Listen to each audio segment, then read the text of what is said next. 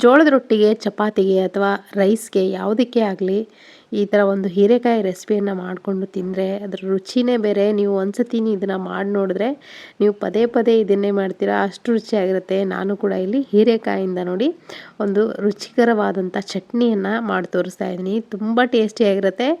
ನೋಡಿ, ಹೀರೆಕಾಯಿ ಮೇಲ್ಗಡೆ ಇರುವಂಥ ಸಿಪ್ಪೆಯನ್ನು ಬಿಡಿಸ್ಕೊಂಡಿದ್ದೀನಿ. ನಾನಿಲ್ಲಿ ಒಂದು ಹೀರೆಕಾಯನ್ನು ಬಳಸ್ಕೊಂಡು ಈ ಚಟ್ನಿಯನ್ನು ಮಾಡ್ತಾಯಿದ್ದೀನಿ.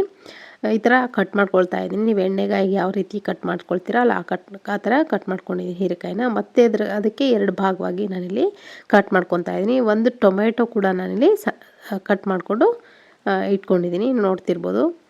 ಇವಾಗ ಇದನ್ನು ಹೇಗೆ ಮಾಡೋದು ನೋಡೋಣ ಬನ್ನಿ. ತುಂಬ ಸಿಂಪಲ್ಲಾಗಿ ಮಾಡ್ಬೋದು, ತುಂಬ ರುಚಿಯಾಗಿರುತ್ತೆ. ಇದನ್ನು ರೈಸ್ಗೆ, ತುಪ್ಪದ ಜೊತೆ ಅಂತೂ ಸೂಪರಾಗಿರುತ್ತೆ. ರೈಸ್ ಜೊತೆಗೆ ತುಪ್ಪ ಹಾಕ್ಕೊಂಡು ಈ ಚಟ್ನಿ ಹಾಕ್ಕೊಂಡು ಕಲಿಸ್ಕೊಂಡು ತಿಂತಾಯಿದ್ರೆ ನೀವು ಎಷ್ಟು ಅನ್ನ ಊಟ ಮಾಡ್ತೀರೋ ನಿಮಗೆ ಲೆಕ್ಕ ಇರಲ್ಲ, ಅಷ್ಟು ರುಚಿಯಾಗಿರುತ್ತೆ. ನೋಡಿ, ತವೆ ಮೇಲೆ ನಾನಿಲ್ಲಿ ಸ್ವಲ್ಪ ಎಣ್ಣೆನ ಗ್ರೀಸ್ ಮಾಡಿಕೊಂಡು ಈ ಹೀರೆಕಾಯಿ ಮತ್ತು ಟೊಮೆಟೊನ ಫ್ರೈ ಮಾಡೋಕ್ಕಿಟ್ಟಿದ್ದೀನಿ. ಅದರ ಜೊತೆಗೆ ಒಂದು ಹಸಿಮೆಣಸಿನಕಾಯಿ ಹಾಗೆಯೇ 1 ಗೆಡ್ಡೆ ಬೆಳ್ಳುಳ್ಳಿ ಹಾಕ್ಕೊಂಡಿದ್ದೀನಿ.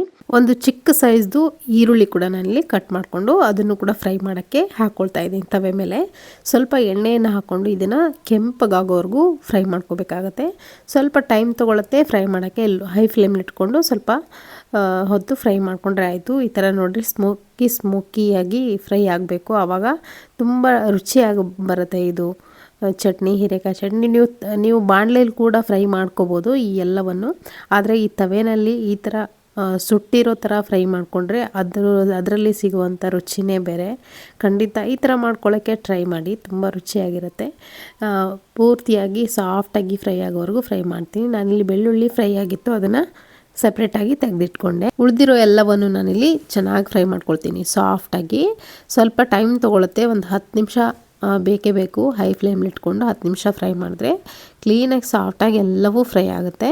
ಇವಾಗ ನೋಡಿ, ಇದಕ್ಕೆ ಸ್ವಲ್ಪ ಕೊತ್ತಂಬರಿ ಸೊಪ್ಪನ್ನು ಹಾಕ್ಕೊತಾ ಇದ್ದೀನಿ. ಹಾಗೆಯೇ ಒಂದು ಅರ್ಧ ನಿಂಬೆಹಣ್ಣು ಗಾತ್ರದಷ್ಟು ಹುಣಸೆ ಹಣ್ಣನ್ನು ಕೂಡ ನಾನಿಲ್ಲಿ ಸೇರಿಸ್ಕೊಂಡಿದ್ದೀನಿ. ಗ್ಯಾಸ್ ಫ್ಲೇಮ್ನ ಆಫ್ ಮಾಡ್ಕೊಂಡಿದ್ದೀನಿ. ಇದನ್ನು ಇವಾಗ ನಾನಿಲ್ಲಿ ಮಿಕ್ಸರ್ ಜಾರ್ನಲ್ಲಿ ರುಬ್ತಾ ಇಲ್ಲ, ಈ ಥರ ಕಾರು ಕಲ್ಲಲ್ಲಿ ನಾನಿಲ್ಲಿ ಅರಿತಾ ಇದ್ದೀನಿ.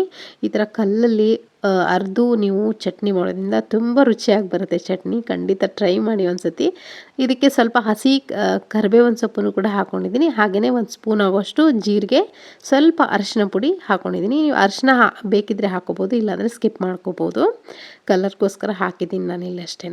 ನೀವು ಬೇಕಿದ್ರೆ ಸ್ಕಿಪ್ ಮಾಡಿಕೊಂಡು ಜಸ್ಟ್ ಜೀರಿಗೆ ಮತ್ತು ಕರಿಬೇವನ್ನು ಹಾಕ್ಕೊಂಡು ರುಬ್ಕೊಳ್ಳಿ, ತುಂಬ ರುಚಿಯಾಗಿರುತ್ತೆ.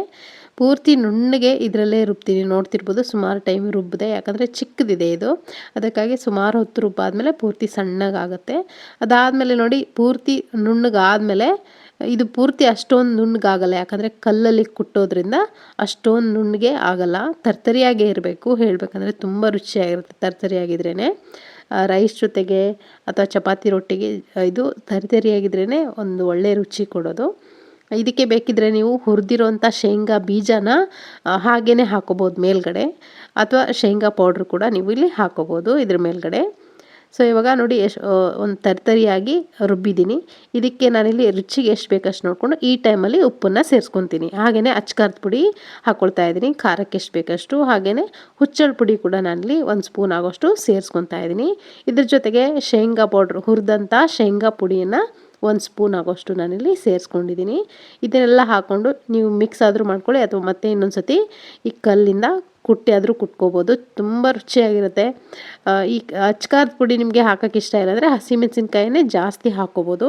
ನಾನಿಲ್ಲಿ ಹಸಿಮೆಣಸಿನ್ಕಾಯಿ 1 ಮಾತ್ರ ಬಳಸಿದ್ರಿಂದ ಸ್ವಲ್ಪ ಖಾರದ ಪುಡಿಯನ್ನು ಹಾಕ್ಕೊಂಡು ಮತ್ತೆ ಮಿಕ್ಸ್ ಮಾಡ್ಕೊಂಡಿದ್ದೀನಿ. ನೋಡಿ, ಇವಾಗ ರುಚಿಯಾಗಿರುವಂಥ ಚಟ್ನಿ ರೆಡಿಯಾಗಿದೆ. ಇದನ್ನು ಚೆನ್ನಾಗಿ ಮಿಕ್ಸ್ ಮಾಡ್ಕೋಬೇಕು. ಸೊ ಇವಾಗ ಇದನ್ನು ನೀವು ಹೀಗೆ ಕೂಡ ಸರ್ವ್ ಮಾಡ್ಕೋಬೋದು, ತಿನ್ಬೋದು. ಅಥವಾ ಇದಕ್ಕೆ ಒಂದು ಒಗ್ಗರಣೆ ಕೊಟ್ಟರಂತೂ ಇನ್ನೂ ರುಚಿಯಾಗಿರುತ್ತೆ. ಒಗ್ಗರಣೆ ಪಾತ್ರೆ ಬಿಸಿ ಇಟ್ಕೊಂಡಿದ್ದೀನಿ. ಇದಕ್ಕೆ ಸಾಸಿವೆ, ಜೀರಿಗೆ, ಸ್ವಲ್ಪ ಕರಿಬೇವಿನ ಸೊಪ್ಪನ್ನು ಹಾಕ್ಕೊಂಡು ಒಗ್ಗರಣೆ ಕೊಟ್ಟರೆ ಆಯಿತು. ತುಂಬ ರುಚಿಯಾದಂಥ ಚಟ್ನಿ ರೆಡಿ ಆಗುತ್ತೆ. ಒಗ್ಗರಣೆ ಹಾಕಿದರೆ ಇನ್ನೂ ರುಚಿಯಾಗಿರುತ್ತೆ. ಒಗ್ಗರಣೆ ಹಾಕಿ ಇದನ್ನು ಮಿಕ್ಸ್ ಮಾಡಿಕೊಂಡ್ರೆ ಆಯಿತು. ಜೋಳದ ರೊಟ್ಟಿಗೆ, ಚಪಾತಿಗೆ, ನಾನಿಲ್ಲಿ ಇದನ್ನು ಸ್ಪೆಷಲಿ ರೈಸ್ಗೆ, ಬಿಸಿಯಾಗಿರುವಂಥ ರೈಸನ್ನು ಮಾಡಿಕೊಂಡು ಈ ಚಟ್ನಿ ಸರ್ವ್ ಮಾಡ್ಕೊಳ್ತಾ ಇದ್ದೀನಿ. ತುಪ್ಪದ ಜೊತೆಗೆ ಈ ಚಟ್ನಿ ಹಾಕ್ಕೊಂಡು ತಿಂತಾಯಿದ್ರೆ ರೈಸ್ ಜೊತೆಗೆ ತುಂಬ ರುಚಿಯಾಗಿರುತ್ತೆ. ತುಂಬ ಸಿಂಪಲ್ ಊಟ ಅಂತ ಹೇಳ್ಬೋದು. ರೊಟ್ಟಿಗೆ ಚಪಾತಿಗಂತೂ ಇನ್ನೂ ರುಚಿಯಾಗಿರುತ್ತೆ. ಖಂಡಿತ ನೀವು ಕೂಡ ಮಾಡ್ಕೊಂಡು ನೋಡಿ ಹೇಗಿತ್ತು ಅಂತ ಅಭಿಪ್ರಾಯ ತಿಳಿಸೋದನ್ನು ಮರಿಬೇಡಿ. ಹಾಗೆ ನಮ್ಮ ಚಾನಲ್ಗೆ ಏನು ಯಾರು ಸಬ್ಸ್ಕ್ರೈಬ್ ಮಾಡ್ಕೊಂಡಿಲ್ವೋ ದಯವಿಟ್ಟು ಸಬ್ಸ್ಕ್ರೈಬ್ ಮಾಡಿಕೊಂಡು ವೀಡಿಯೋಸ್ಗಳನ್ನ ನೋಡಿ. ನಾನಿವಾಗ ಸದ್ಯಕ್ಕೆ ಇದನ್ನು ರೈಸ್ ಜೊತೆಗೆ ಸರ್ವ್ ಮಾಡ್ಕೊಳ್ತಾ ಇದ್ದೀನಿ.